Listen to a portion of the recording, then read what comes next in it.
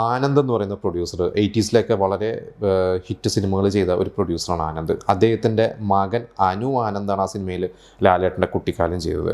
അനു ആനന്ദൻ നമുക്കറിയാം സൂര്യഗായത്രി സിനിമയിലൊക്കെ ലാലേട്ടൻ്റെ മകനായിട്ട് അഭിനയിച്ചിട്ടുള്ള ഒരുപാട് സിനിമകളുണ്ട്. അദ്ദേഹം ഇപ്പോൾ അഭിനയ രംഗത്തില്ല. ഒരുപാട് വർഷങ്ങൾക്ക് ശേഷം സാഗറിലാസ് ജാക്കിയിലൊക്കെ ലാലേട്ടൻ്റെ ആ ഒരു ഗാങ്ങിലൊക്കെ നമ്മൾ അദ്ദേഹത്തെ കണ്ടിട്ടുണ്ട്. എനിക്ക് തോന്നുന്നു അദ്ദേഹം ഇപ്പോൾ വിദേശത്ത് ജോലി ചെയ്യുകയാണ്. വളരെ ചെറുപ്പത്തിൽ സിനിമയിൽ വന്ന് അന്ന് ബാലതാരമായി ശ്രദ്ധിക്കപ്പെട്ട ഒരു നടനായിരുന്നു അനു ആനന്ദ്. ഈ സിനിമയിൽ ലിസി ഉണ്ട്, അതുപോലെ തന്നെ ശ്രീനാഥ് ഉഗ്രൻ റോൾ ചെയ്തിട്ടുണ്ട്. നെടുമുടി വേണു, അതിലാണ് നെടുമുടി വേണു അതിരുകാക്കും മലയൊന്ന് തുടുത്തേ എന്ന് പറയുന്ന ഒരു കവിതയൊക്കെ ചൊല്ലുന്ന ഒരു ആശാൻ എന്നാണ് അതിൽ നെടുമുടി വേണുവിൻ്റെ ക്യാരക്ടർ പേര്.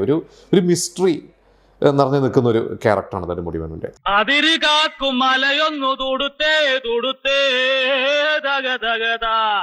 പിന്നെ എടുത്തു പറയേണ്ട അടൂർ ബാസി, ഇന്നസെൻ്റ്, ജഗതി ശ്രീകുമാർ, ശങ്കരാടി, ഇവരൊക്കെ വളരെ എനിക്കൊണ്ട് ഇന്നസെൻറ്റിൻ്റെ ഒക്കെ ഒരു PT മാഷായിട്ടാണ് അതിൽ ഇന്നസെൻറ്റ്.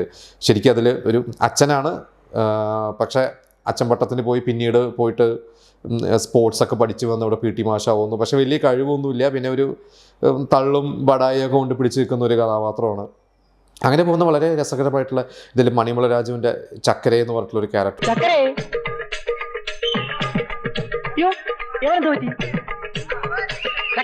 കുറേ ക്യാരക്ടേഴ്സ് ഉണ്ട് ശരിക്കും ഈ ഒരു സിനിമ. എനിക്ക് തോന്നുന്നുണ്ട് കുറേ ക്യാരക്ടേഴ്സും കുറേ സിറ്റുവേഷൻസൊക്കെ വെച്ചിട്ട് വേണുനാഗവള്ളി എഴുതിയ ഒരു സിനിമയാണ്. നമ്മുടെ നന്ദു അതിൽ ചെറിയൊരു വേഷം ചെയ്തിട്ടുണ്ട്.